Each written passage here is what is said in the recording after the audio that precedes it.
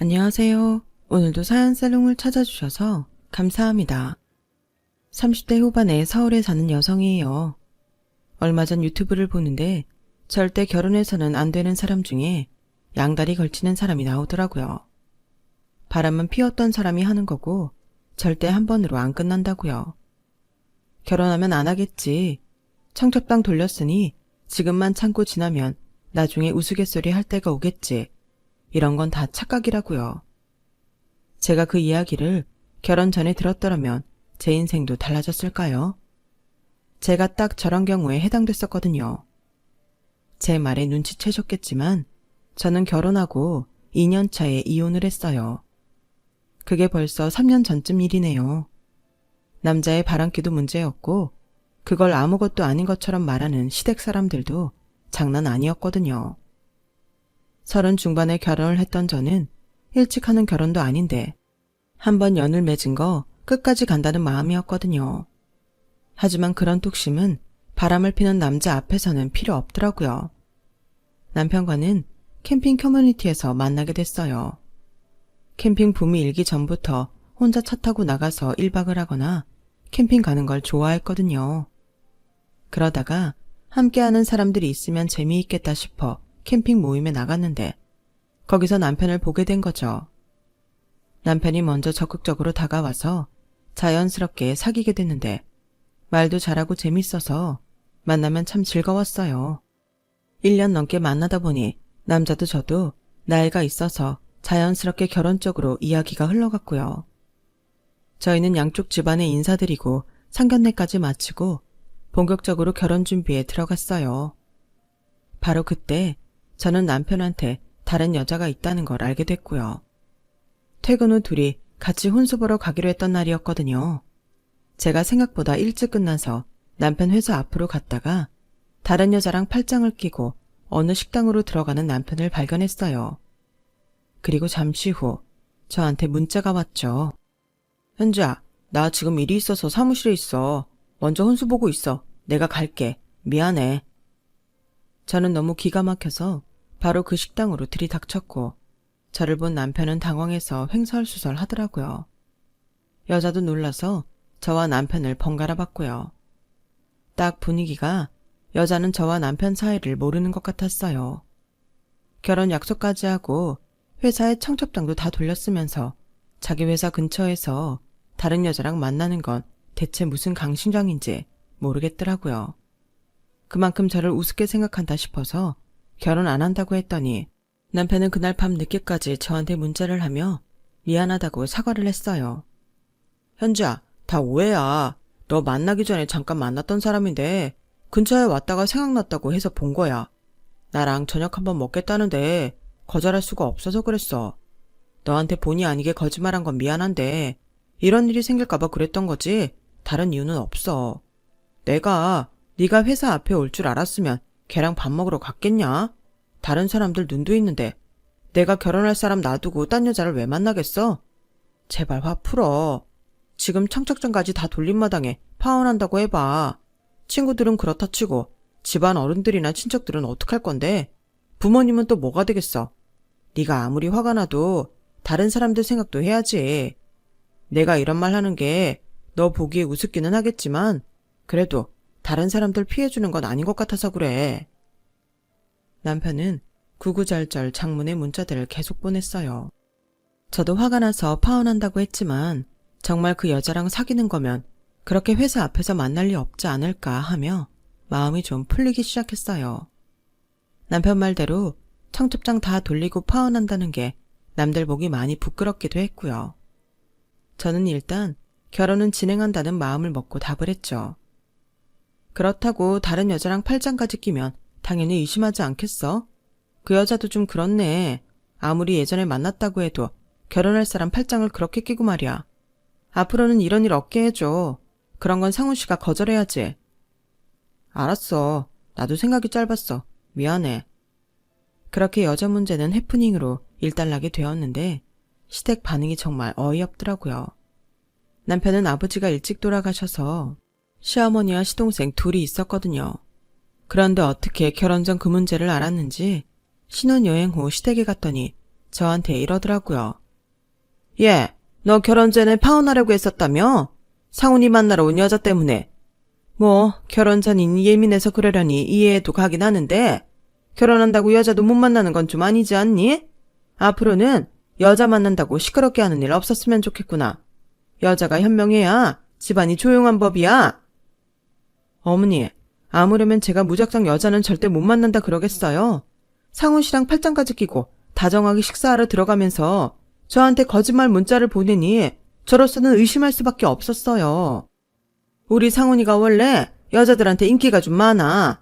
어릴 때도 항상 여자애들이 먼저 좋아한다고 집까지 찾아오고 그랬었다고. 그리고 집안에서 여자가 너무 팍팍하게 굴면 남자는 딴 생각하게 돼 있다. 그러니까 그런 시덥지 않은 일로 우리 상훈이 힘들게 할 생각은 마라. 시어머니가 하는 말도 어이가 없는데 시동생은 옆에서 가만히나 있으면 좋으련만 거기에 말을 보태더라고요. 영수가 인기 많은 적이 없어서 잘 모르나 봐요. 인기 많은 남자는 여자들 따르는 거 어쩔 수 없어요. 그리고 남자는 원래 한눈도 팔고 그러는 거예요. 아니, 이게 무슨 구시대적 발언인지요. 그것도 나이가 30 초반밖에 안 된 사람이 저딴 사고방식을 갖고 있다니 믿기지가 않았어요. 아무튼 저는 뭐라 답할 틈도 없이 자기들 할 말만 하더니 어디로 밥을 먹으러 나가자고 하는데 그날 하루 종일 기분이 안 좋았던 기억이 있어요. 음식도 자기들 좋을 대로 시키고 저한테는 의견 한번 묻지도 않는데 좀 전에 들었던 말들로 머릿속이 어지러워 그저 앉아있기만 했었거든요. 게다가 이 집안은 결혼하고 얼마 되지도 않았는데 아주 노골적으로 본색을 드러내더라고요. 한 번은 제가 친정 부모님 모시고 식사를 하자고 했어요. 신혼여행 다녀와서 시댁을 몇 번이나 갔는데 친정은 남편이 바쁘다, 약속이 있다, 뭐 이런 핑계들을 계속 대서 한 번 못 갔거든요. 그래서 일단 제가 약속을 잡고 남편한테 시간 맞춰 오라고 했어요. 그런데 이 인간이 시어머니랑 시동생을 데려왔더라고요. 친정 부모님도 무척이나 당황스러워하셨고요. 현지야, 오늘 안사돈하고 사돈청년도 오는 거였니? 나는 우리끼리만 하는 줄 알았는데. 나도 그렇게 생각하고 자리 마련한 건데 저 사람이 뭘 착각했나 봐. 저는 부모님이 시어머니와 시동생과 인사하는 사이 남편을 살짝 불러 물어봤어요. 아니, 여기에 어머님이랑 도련님은 왜 모시고 왔어? 오늘은 우리 엄마 아빠랑 식사하기로 한 거야. 그런 거였어. 나는 네가 장인 장모님 부른다기에 우리 가족도 데려오라고 하는 건 줄 알았지. 내가 친정 부모님한테는 가보지도 못하고 식사 한번 제대로 못했으니까 하는 거라고 했잖아. 아, 알았어. 뭘 그렇게 짜증을 내. 기왕 이렇게 된 거 기분 좋게 밥 먹으면 되지. 내가 그건 잊어버렸던 것 같아. 다음부터는 안 그럴게. 너도 더 확실히 말해주면 좋고. 이러면서 끝까지 저한테 책임을 떠넘기는데 열받는 걸 겨우 참고 자리에 앉았네요. 저는 친정 부모님 대접하려던 자리가 불편해진 것 같아 미안해서 밥도 제대로 안 먹히는데 그 인간하고 시댁 식구들은 정말 잘도 먹더라고요. 그러더니 후식이 나올 때 시어머니가 갑자기 되게 황당한 말을 하는 거였어요. 듣자 하니까 사돈댁 큰따님이 아직 외국에서 공부 중이라면서요. 뭔 박사를 딴다고 했죠? 예, 남편하고 같이 공부하고 있어요. 요즘 제일 힘들 때라고 하더라고요. 엄마가 돼서 가보지도 못하고 짠하기만 하네요. 사돈분들도 참 대단하세요. 여자애들을 뭘 그렇게 공부를 시키겠다고 박사까지 하게. 혈성이네요. 엄마와 아빠는 벙찐 표정으로 서로를 쳐다보았어요. 요즘이야 공부하고 일하는데 여자 남자 따로 있습니까? 자기들이 능력되고 하고 싶어하면 부모로서는 최대한 뒷받침해주고 싶은 게 당연하죠. 그리고 우리 애랑 큰 사위는 다 장학금 받고 있어서 크게 돈 들어가지도 않습니다. 아우, 바깥 사도는 자식 자랑도 아주 센스 있게 하시네요. 그럼 생활비 보내실 만한 여유는 있으신 건가요? 어머니, 뭐가 궁금하신데요? 궁금하신 거 있으면 제가 나중에 말씀드릴게요. 제가 민망해서 나섰더니 남편은 오히려 저한테 눈치를 주더라고요. 어른들 말씀하시는데 왜 끼어들어? 가만히 있어. 괜찮아, 현지야. 우리가 말 못할 게 있는 것도 아니잖아. 사돈께서 뭐 때문에 그러시는지는 몰라도 저희는 크게 돈 들어가는 거 없어요. 큰 사위가 강의하는 것도 있고 자기들이 저축해 놓은 돈이 있거든요. 4년 전 가서 지금까지 저희한테 크게 손벌린 적 없어요. 아우, 안사도 말씀드리니 제가 마음이 좀 편해지네요. 혹시라도 새 애기가 언니랑 형부 공부하는데 돈 보태야 된다고 우리 상훈이 돈까지 보내고 그러면 어쩌나 했거든요. 친정 부모님은 표정이 굳었지만 그래도 끝까지 예의를 지키려고 노력하셨어요. 아무려면 저희가 이제 막 결혼한 현재한테 돈 보내라고 하겠습니까? 저희가 돈이 없는 것도 아니고요. 그런 걱정은 안 하셔도 됩니다. 네, 그럼 저는 박하사도 말씀을 약속으로 알고 있겠습니다. 저희는 시간도 늦었고 이만 일어나겠습니다. 라는 아빠는 자리에서 일어났고 엄마도 따라 나갔어요. 그런데 집에 와서 남편이 저한테 불평을 하더라고요. 아니, 장인어른은 우리 엄마 무한하게 그러고 가버리셔? 꼭 우리 엄마 때문에 기분 나빠서 가시는 것 같잖아. 그럼 기분 나쁘지 좋겠어? 이건 어머니가 실수하신 거지. 아무리 내가 언니한테 돈 붙일까봐 걱정이 됐다고 해도 거기서 그런 말을 하는 게 말이 돼? 엄마는 걱정되니까 그런 말 할 수 있는 거지. 솔직히 나도 처형한테서 돈 달라는 연락 오면 어쩌나 싶었다고. 우리 언니가 미쳤다고 상훈 씨한테 돈 달라고 연락을 하냐? 말이 되는 소리를 좀 해. 왜? 나는 생각도 못 해보냐? 할 수도 있는 말이지 뭐. 너 왜 이렇게 떽떽거리냐? 참 무슨 말을 못하겠네. 그러려니 하면 되는 걸 갖고 저래. 이렇게 자기네는 할 수도 있는 말이라고 하고 저나 친정 부모님이 기분 나빠하는 건 못 참았어요. 그렇게 이기적이고 상듯함만 하는 건 사실 결혼 전에도 그러기는 했어요. 결혼식 뷔페 예약을 갖고 한참 실갱이를 했거든요. 아니, 우리는 오는 사람들도 얼마 없을 텐데 이걸 반반씩 하자고 하면 저희는 너무 부당하죠. 정말 저희 올 사람 얼마 없어요. 애들 아빠 돌아가신 지도 오래돼서 아빠 쪽 식구들도 안 온다고요. 그래도 사돈께서 이거는 반반씩 하는 걸로 하자고 말씀하셨잖아요. 저희도 예산이 있는데 이제 와서 저희한테 더 부담하라고 하시면 곤란해요. 라는 저희 엄마 말에 시어머니는 혀를 차며 아니, 딸 결혼을 한 번도 아니고 2번이나 시키시면서 돈을 그렇게 빡빡하게 잡으셔야 되겠어요. 원래 결혼식은 여자 쪽에서 더 쓰게 되는 법이잖아요. 아우, 이래서 좀 있는 집 며느리를 드려야 되는 건데. 엄마는 기분 나빴지만 계속 업체 사람 앞에서 말다툼만 하고 있을 수 없어서 돈을 지불했고 시어머니는 저희가 내는 돈의 4분의 1 정도만 내고는 고맙다거나 미안하다는 말도 없이 쌩 가버렸어요.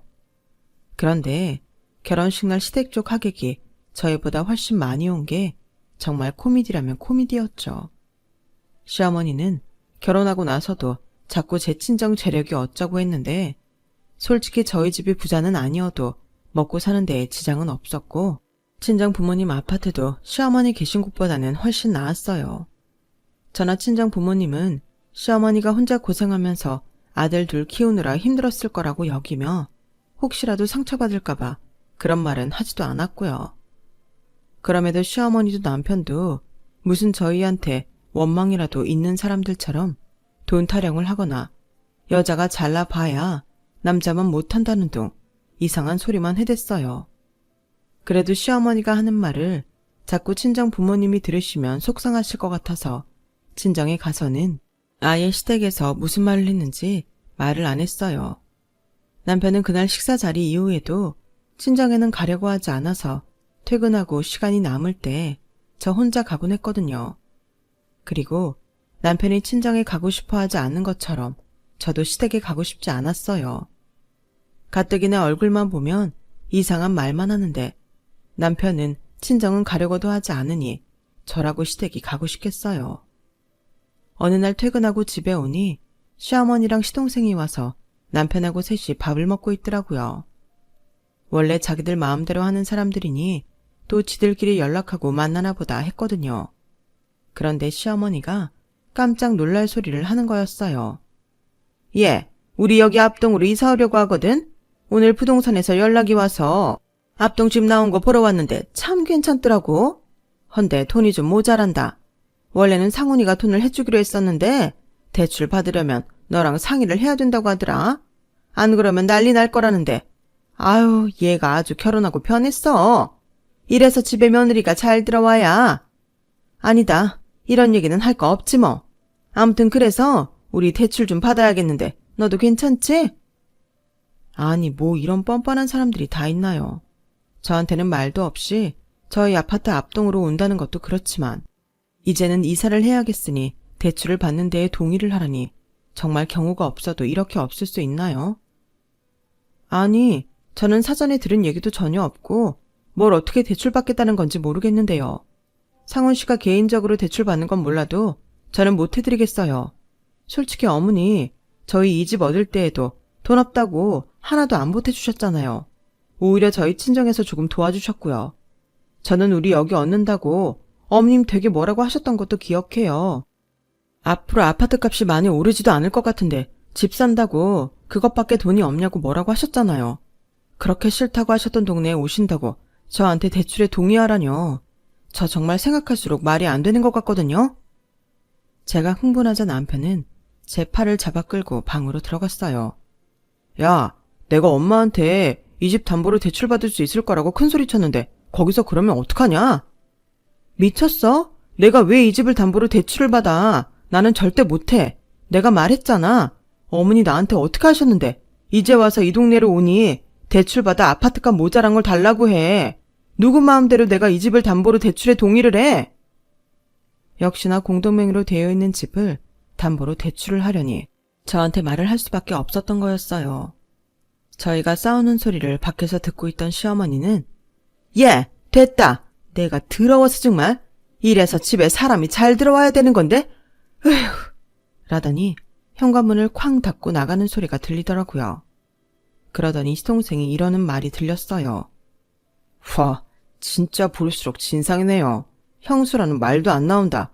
아주 자기가 결혼할 때 돈 좀 썼다고 되게 거들먹거리네. 형은 저런 여자랑 어떻게 살아? 그리고 또다시 현관문이 쾅 닫히는 소리가 들렸어요. 남편은 씩씩거리며 저를 보더니 야, 우리 식구들 다 못 견디고 나가게 만드니 속 시원하냐? 이런 식으로 우리 엄마 마음에 대못을 박아? 정훈이가 하는 말 들었지? 너 진상이야 진짜. 라더니 지도 집을 나가더라고요. 저는 따라 나가서 붙잡지도 않았고 들어오거나 말거나 신경도 쓰지 않았어요. 그러자 이틀쯤 지나서 남편이 슬그머니 집에 와서는 아무 일도 없었다는 듯이 말도 붙이고 출퇴근하더군요.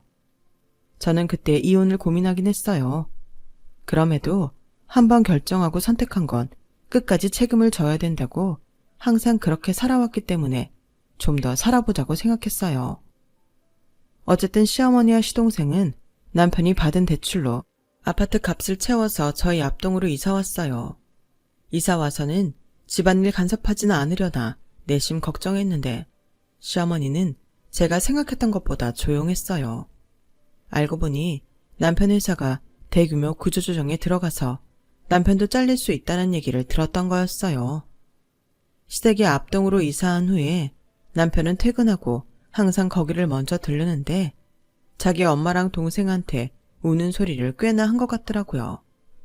하루는 퇴근하고 온 저한테 시어머니가 전화를 했어요. 얘 아가, 요즘 많이 힘드니? 우리 상훈이 회사가 어찌 될지도 모른다는데 그래도 네가 회사 잘 다니고 있으니 얼마나 든든한지 모르겠다.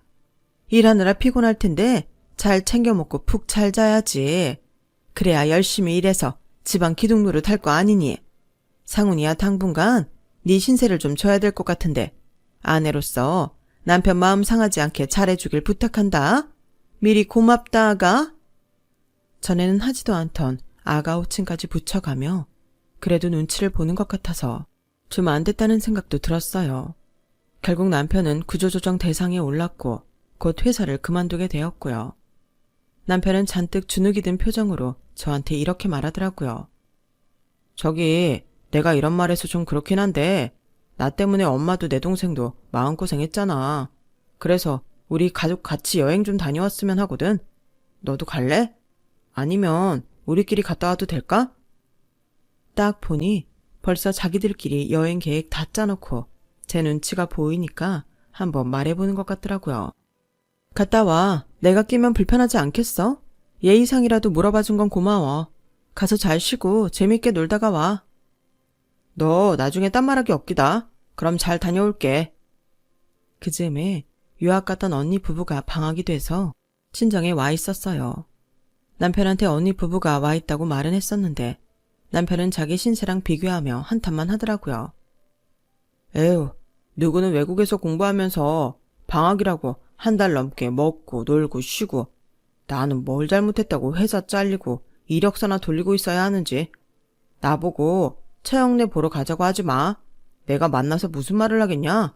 내 자존심도 생각해줘야지. 남편은 그러고 나서 시댁 식구들하고 여행을 간 거였어요. 그런데 남편이 그렇게 여행을 가니 저도 친정 식구들하고 다 함께 여행을 간 지 꽤 오래됐다는 생각이 들더라고요.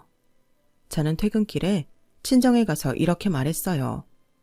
우리 가족 다 같이 여행 한번 가자. 언니랑 형부도 왔는데 얼마나 좋아.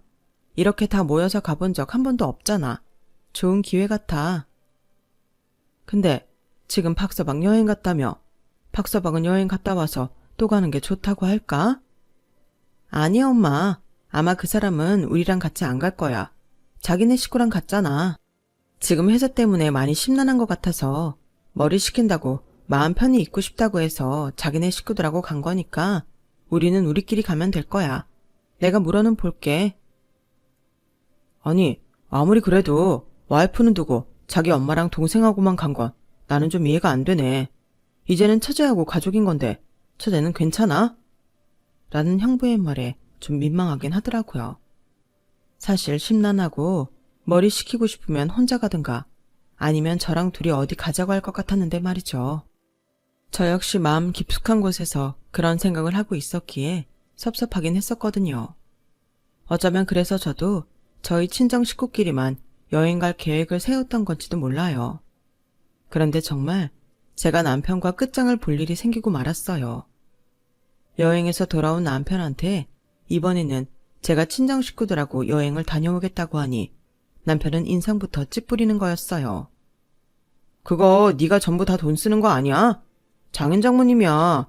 당연히 자식들이 내려니 하실 테고 최영래는 공부하고 쉬러 온 거라. 돈 없다고 몸살이면 전부 네가 독박 쓰는 거잖아. 안 그래도 우리 생활비 모자랄까 봐 신경 쓰이는데 네가 돈 쓸 생각만 하고 있으면 어떡하냐? 아, 여행 갔다 와서 기분 잡치게 생겼네.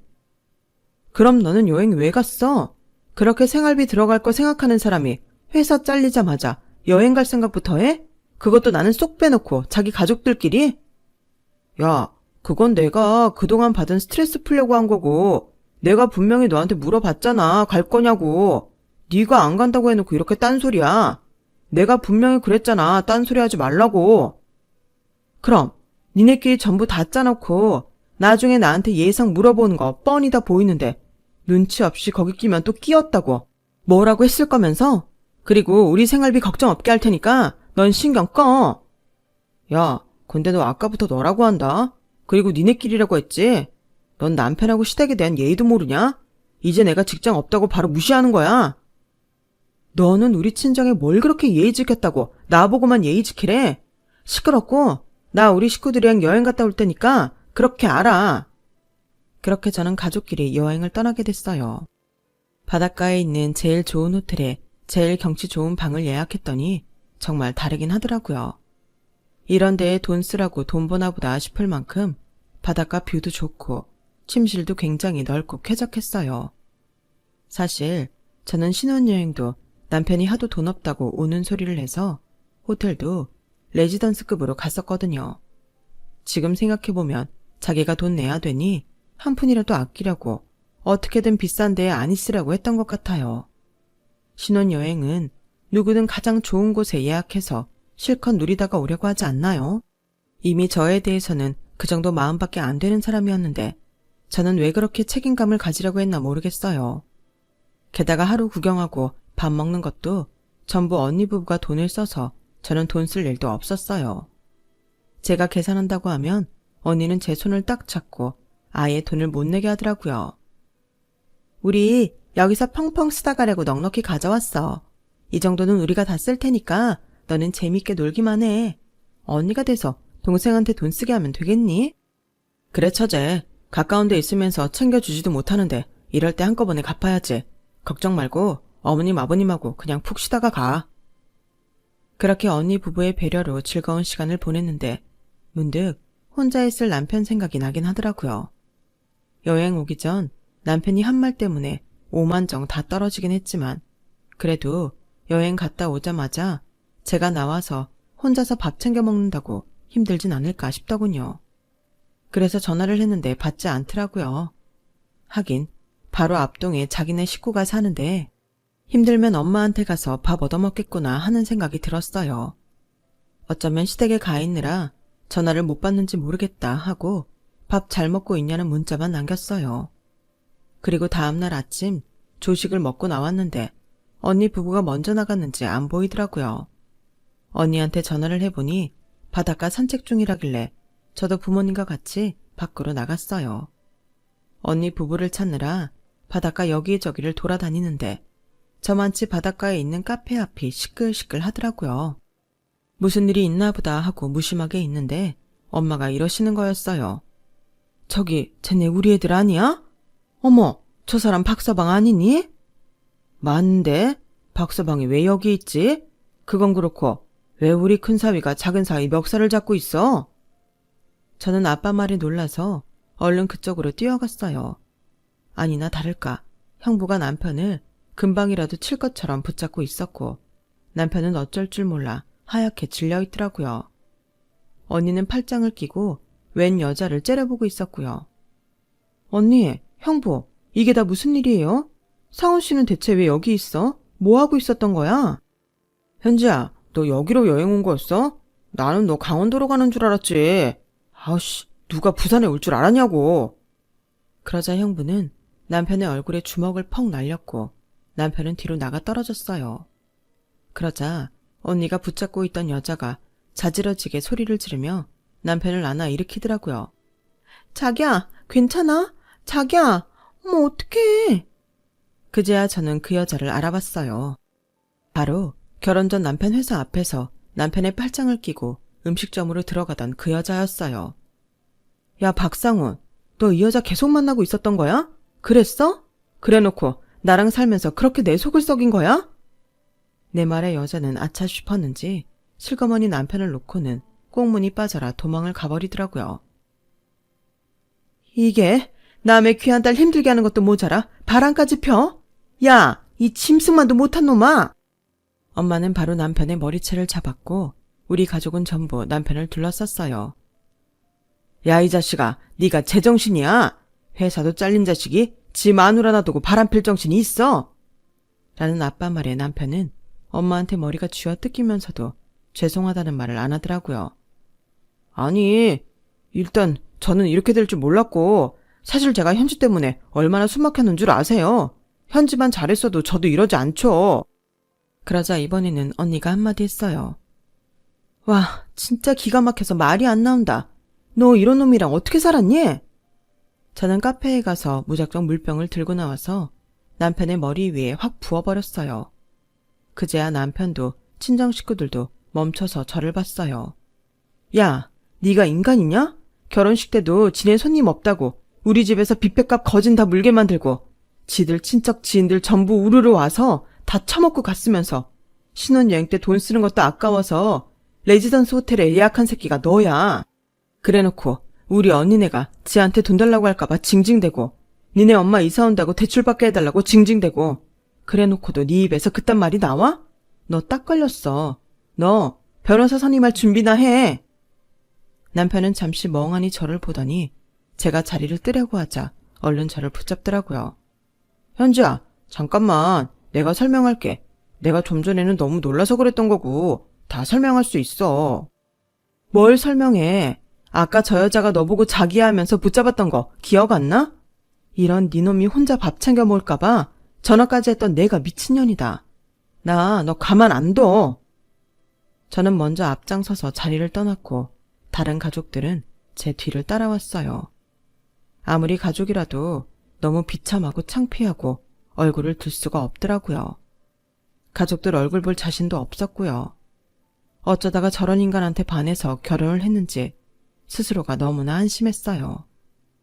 엄마는 그런 제 옆에 와서 가만히 어깨를 안아주셨어요. 괜찮아, 현지야.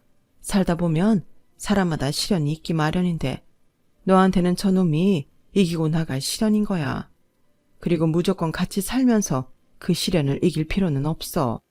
잘못된 건 지금부터 바로 잡으면 되는 거야. 사는데 도움 안 되는 것들은 떼어내 버리면 돼. 그래, 현지야. 요즘 이혼하는 거 그렇게 큰 흠 아니다. 네가 힘들지는 모르겠지만 그것도 지나고 나면 다 약이 될 거야.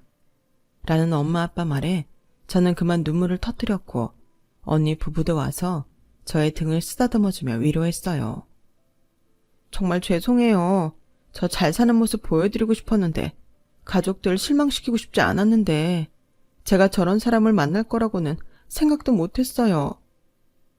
너 잘했어. 저런 놈하고 엮여서 1년 가까이 산 것만 해도 너는 정말 인내심 강하고 대단해. 처제, 내가 말하기 조심스럽지만 처제 잘못 아니잖아. 너무 자기 탓으로 돌리지 않았으면 좋겠어. 처제한테는 우리가 있잖아. 우리가 끝까지 응원할게. 라는 언니와 형부의 말이 너무나 고맙더라고요. 저는 집에 와서 아파트부터 부동산에 내놓고 짐을 싸서 친정 부모님 집으로 나와버렸어요.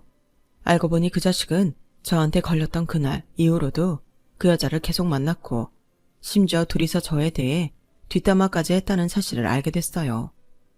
변호사 선임하고 이혼 서류를 준비하면서 알게 된 거였죠. 그 여자는 저랑 결혼한 걸 알면서도 스릴 있다며 남편을 계속 만났다나요? 게다가 여자는 저희 회사와 돈독한 거래처 회사원이었어요. 제가 남편 이혼 소송에 들어가며 그 회사에도 여자가 불륜을 저질렀다는 게 알려지게 됐고 여자는 회사에 더 있을 수 없어서 그만뒀다고 하더군요. 더 웃긴 건 그 여자가 결혼 준비 중이었다는 거였어요. 상대 남자도 화가 나서 헤어지고 결혼 준비하던 유학권 모두 여자한테 물게 했다고 하더라고요. 저는 그동안 남편과 시어머니의 몰상식한 행동들에 남편이 회사 잘리고도 상간녀와 여행 간 것까지 해서 이혼 소송에서 이길 수 있는 모든 걸 준비했어요. 그런데 어느 날 시어머니가 절 찾아왔더라고요. 얘, 있잖니. 너 한 번만 눈 감아주면 안 되겠어? 네가 화가 많이 난 건 알겠는데 그래도 남자는 저래야 남자야. 사돈들이 우리 상훈이가 다른 여자랑 있는 걸 봤다니 민망하긴 하다만 이런 건 옛날에 별일 아니었어. 다 그러고 살았어. 그러니까 너도 눈 딱 감고 한 번만 더 참아봐. 응? 저는요. 그놈도 문제지만 아줌마가 더 문제라고 생각해요. 100번 양보해서 그놈 참는다고 쳐도 아줌마는 못 참겠어요. 요즘이 어떤 세상인데 남편이 딴 여자랑 놀아나는 걸 참으라고 해요. 남자는 원래 그렇다고요. 여기 있는 사람들한테 물어보세요. 뭐라고 하나. 아줌마, 정신 차려요. 위자료 물어낼 준비나 하시라고요. 라며 제가 일어나는데 혼잣말로 이러는 거였어요. 아, 진짜. 아파트 얻는다고 빌린 돈도 못 갚게 생겼고 큰일 났네. 그러니까 지금 남편 집은 시댁이 무리해서 이사 오면서 어디선가 돈을 빌렸는데 그것도 못 갚게 생긴 데에다가 저와의 이혼 소송까지 물려서 아주 곤란하게 된 거였더라고요. 그러면서 제 앞에서는 자존심 세우느라 말 같지도 않은 소리를 한 거였어요. 결국 저는 1년여의 이혼 소송 끝에 승소를 했고 남편과 공동 명의로 했던 아파트를 판 돈은 물론이고 정신적 피해 보상에 결혼식 때 저희가 더 많이 쓴 비용까지 전부 다 받아낼 수 있었어요. 시댁은 빚까지 져서 얻었던 아파트에서 나왔고 남편이 겨우 지방에 있는 회사에 취직해서 어떻게든 생활은 유지하면서 사는 모양이었어요. 저는 그 후로 친정 근처에 방을 얻어서 혼자 살고 있고요. 부모님은 같이 살자고 하셨지만 아무리 그래도 신세를 지는 건 아닌 것 같아서요.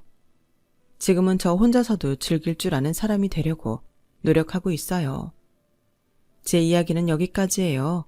들어주신 분들 매일 행복하고 좋은 일만 가득하길 바랄게요. 여러분, 사연 댓글에 응원과 현명한 조언 부탁드려요. 좋아요와 구독은 저에게 큰 힘이 됩니다. 오늘도 좋은 일 가득하세요.